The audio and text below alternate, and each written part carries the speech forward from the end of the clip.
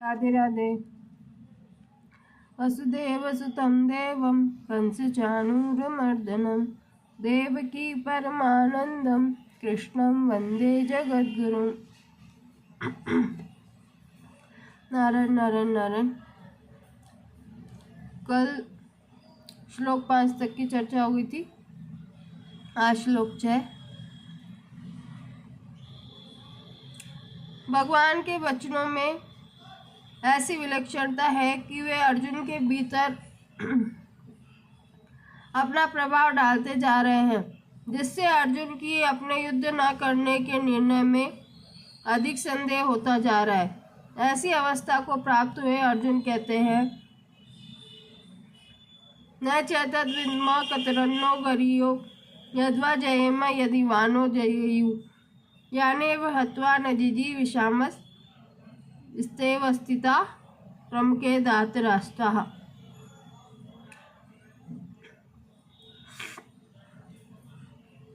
यह भी नहीं जानते कि हम लोगों के लिए युद्ध करना और न करना, इन दोनों में कौन सा अत्यंत श्रेष्ठ है, अथवा हम उन्हें जीतेंगे या वे हमें। जिनको मारकर हम जीना भी नहीं चाहते, वे ही धृतराष्ट्र के संबंधी हमारे सामने खड़े हैं। व्याख्या। न चैतद्विद्म कतरन्नो गरीय, मैं युद्ध करूं अथवा न करूं, इन दोनों बातों का निर्णय मैं नहीं कर पा रहा हूं। कारण कि आपकी दृष्टि में तो युद्ध करना ही श्रेष्ठ है, पर मेरी दृष्टि में गुरुजनों को मारना पाप होने के कारण युद्ध न करना ही श्रेष्ठ है। इन दोनों पक्षों को सामने रखने पर मेरे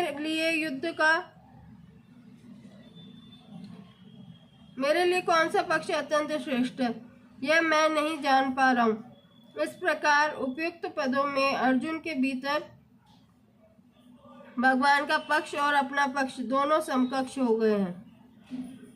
यद्वा जयेम यदि वानो जयेयु, अगर आपकी आज्ञा के अनुसार युद्ध भी किया जाए तो हम उनको जीतेंगे अथवा वे हमारे को जीतेंगे, इसका भी हमें पता नहीं है। यहाँ अर्जुन को अपने बल पर अविश्वास नहीं है, प्रत्युत भविष्य पर अविश्वास है, क्योंकि भविष्य में क्या होनहार है इसका किसी को क्या पता। यानेव हत्वा न जिजी विषामस, हम तो कुटुंबियों को मारकर जीने की भी इच्छा नहीं रखते। भोग भोगने की, राज्य प्राप्त करके हुक्म चलाने की बात तो बहुत दूर रही। कारण कि अगर हमारे कुटुंबी मारे जाएंगे तो हम जीकर क्या करेंगे। अपने हाथों से कुटुंब को नष्ट करके बैठे बैठे चिंता शोक ही तो करेंगे। चिंता शोक करने और वियोग का दुख भोगने के लिए हम जीना नहीं चाहते। तेव स्थिता प्रमुखे धातराष्ट्राः, हम जिनको मारकर जीना भी नहीं चाहते, वे ही धृतराष्ट्र के संबंधी हमारे सामने खड़े हैं। धृतराष्ट्र के सभी संबंधी हमारे कुटुंबी ही तो हैं। उन कुटुंबियों को मारकर हमारे जीने का धिक्कार है। अपने कर्तव्य का निर्णय करने में अपने को असमर्थ पाकर अब अर्जुन व्याकुलता पूर्वक भगवान से प्रार्थना करते हैं। कार्पण्य दोषो प्रहत स्वभाव पृच्छामि त्वां धर्म सम्मूढ़ चेता यश्रेयस्या निश्चितं ब्रूहि तन्मे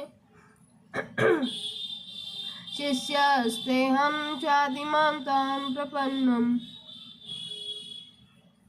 कायरता रूप दोष से तिरस्कृत स्वभाव वाला और धर्म के विषय में मोहित अंतःकरण वाला मैं आपसे पूछता हूँ कि जो निश्चित कल्याण करने वाली हो, वह बात मेरे लिए कहिए। मैं आपका शिष्य हूँ, आपके शरण हुए मुझे शिक्षा दीजिए। कार्पण्य दोषो प्रयतः स्वभावः पृच्छामि त्वां धर्म सम्मूढ़ चेतः। यद्यपि अर्जुन अपने मन में युद्ध से सर्वथा निवृत्त होने को सर्वश्रेष्ठ नहीं मानते थे, तथापि पाप से बचने के लिए उनको युद्ध से उपागम होने के सिवाय दूसरा कोई उपाय नहीं दिखता है। इसलिए वे युद्ध से उपराम होना चाहते थे और उपराम होने को गुण ही मानते थे, कायरता रूप दोष नहीं। परंतु भगवान ने अर्जुन की इस उपरति को कायरता और हृदय की तुच्छ दुर्बलता कहा। तो भगवान के उन निसंदिग्ध वचनों से अर्जुन को ऐसा विचार हुआ कि युद्ध में निवृत्त होना मेरे लिए उचित नहीं है। यह तो एक तरह की कायरता ही है, जो मेरे स्वभाव के बिल्कुल विरुद्ध है, क्योंकि मेरे शास्त्र स्वभाव में दीनता और पलायन ये दोनों ही नहीं है। इस तरह भगवान के द्वारा कथित कायरता रूप दोष को अपने में स्वीकार करते हुए अर्जुन भगवान से कहते हैं कि एक तो कायरता रूप दोष के कारण मेरा शास्त्र स्वभाव एक तरह से दब गया है, और दूसरी बात, मैं अपनी बुद्धि से धर्म के विषय में कुछ निर्णय नहीं कर पा रहा हूँ। मेरी बुद्धि में ऐसी मूढ़ता छा गई है कि धर्म के विषय में मेरी बुद्धि कुछ भी काम नहीं कर पा रही। तीसरे श्लोक में तो भगवान ने अर्जुन को स्पष्ट रूप से आज्ञा दे दी थी कि हृदय की तुच्छ दुर्बलता को, कायरता को छोड़कर युद्ध के लिए खड़े हो जाओ। इससे अर्जुन को धर्म कर्तव्य के विषय में कोई संदेह नहीं रहना चाहिए था। फिर भी संदेह रहने का कारण यह है कि एक तरफ तो युद्ध में कुटुंब का नाश करना, पूज्य जनों को मारना अधर्म दिखता है, और दूसरी तरफ युद्ध करना क्षत्रिय का धर्म दिखता है। इस प्रकार कुटुंबियों को देखते हुए युद्ध नहीं करना चाहिए और शास्त्र धर्म की दृष्टि में युद्ध करना चाहिए। इन दो बातों को लेकर अर्जुन धर्म संकट में पड़ गए। उनकी बुद्धि धर्म का निर्णय करने में कुंठित हो गई। ऐसा होने पर अभी इस समय मेरे लिए खास कर्तव्य क्या है, मेरा धर्म क्या है, इसका निर्णय कराने के लिए वे भगवान से पूछते हैं। यस्या निश्चितम ब्रूहि तन्मे। इसी अध्याय के दूसरे श्लोक में भगवान ने कहा था कि तू तो कायरता के कारण युद्ध से निवृत्त हो रहा है, तेरा यह आचरण अनार्य जुष्ट है, अर्थात श्रेष्ठ पुरुष ऐसा आचरण नहीं करते। वे तो जिसमें अपना कल्याण हो वही आचरण करते हैं। यह बात सुनकर अर्जुन के मन में आया है कि मुझे भी वही करना चाहिए जो श्रेष्ठ पुरुष किया करते थे। इस प्रकार अर्जुन के मन में कल्याण की इच्छा जागृत हो गई और उसी को लेकर वे भगवान से अपने कल्याण की बात पूछते हैं कि जिससे मेरा निश्चित कल्याण हो जाए, ऐसी बात मेरे को कहिए। अर्जुन के हृदय में हलचल होने से और अब यहाँ अपने कल्याण की बात पूछने से यह सिद्ध होता है कि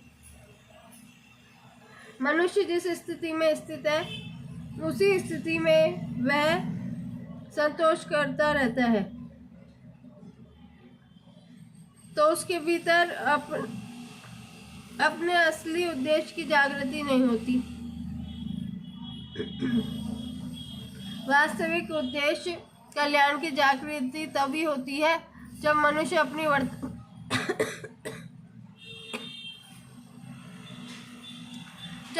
अपनी वर्तमान स्थिति से असंतुष्ट हो जाए, उस स्थिति में रह न सके। शिष्यस्तेहम्। अपने कल्याण की बात पूछने पर अर्जुन के मन में यह भाव पैदा हुआ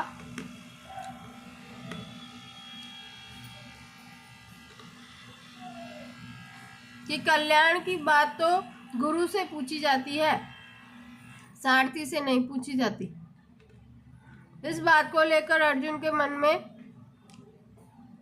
जो रथिपन का भाव था, जिसके कारण वे भगवान को यह आज्ञा दे रहे थे कि हे अच्युत, मेरे रथ को दोनों सेनाओं के बीच में खड़ा कीजिए, वह भाव मिट जाता है और अपने कल्याण की बात पूछने के लिए अर्जुन भगवान के शिष्य हो जाते हैं और कहते हैं कि महाराज, मैं आपका शिष्य हूँ, शिक्षा लेने का पात्र हूँ, आप मेरे कल्याण की बात कहिए।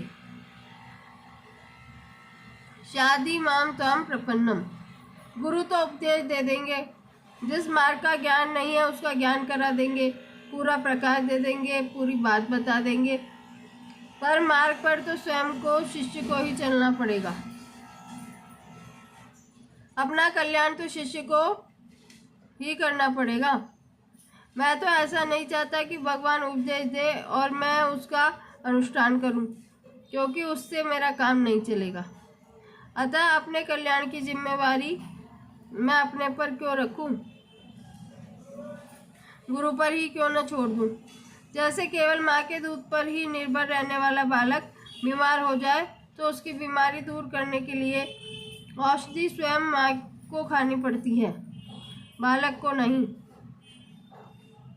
इसी तरह मैं भी सर्वथा गुरु के ही शरण हो जाऊं, गुरु पर ही निर्भर हो जाऊं, तो मेरे कल्याण का पूरा दायित्व गुरु पर ही आ जाएगा। स्वयं गुरु को ही मेरा कल्याण करना पड़ेगा।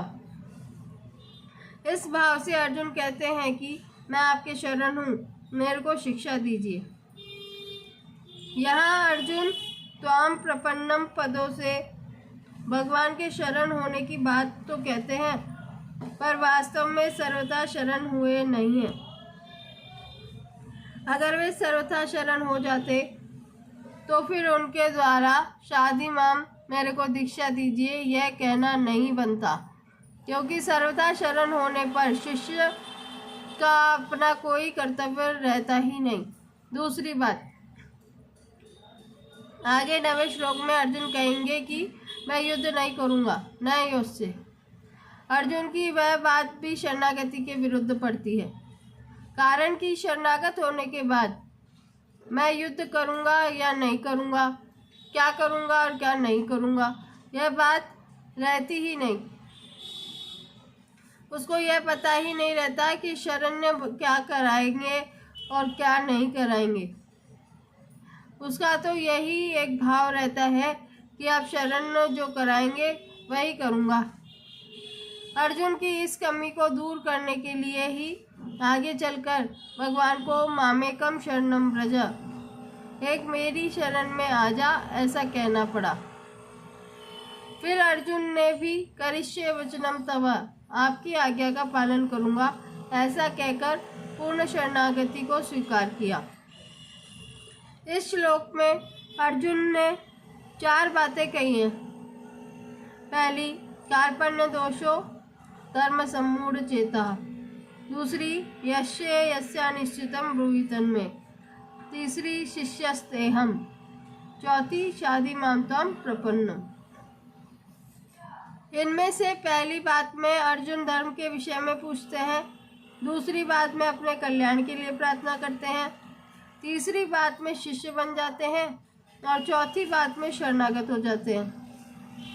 अब इन चारों बातों पर विचार किया जाए तो पहली बात में मनुष्य जिससे पूछता है वह कहने में अथवा न कहने में स्वतंत्र होता है।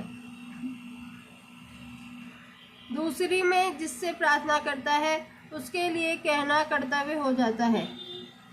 तीसरी में जिनका शिष्य बन जाता है उन गुरु पर शिष्य को कल्याण का मार्ग बताने का विशेष दायित्व आ जाता है। चौथी में जिसके शरणागत हो जाता है उस शरण्य को शरणागत का उद्धार करना ही पड़ता है, अर्थात उसके उद्धार का उद्योग स्वयं शरण्य को करना पड़ता है। आगे के श्लोक की चर्चा शाम वाली क्लास में होगी। राधे राधे।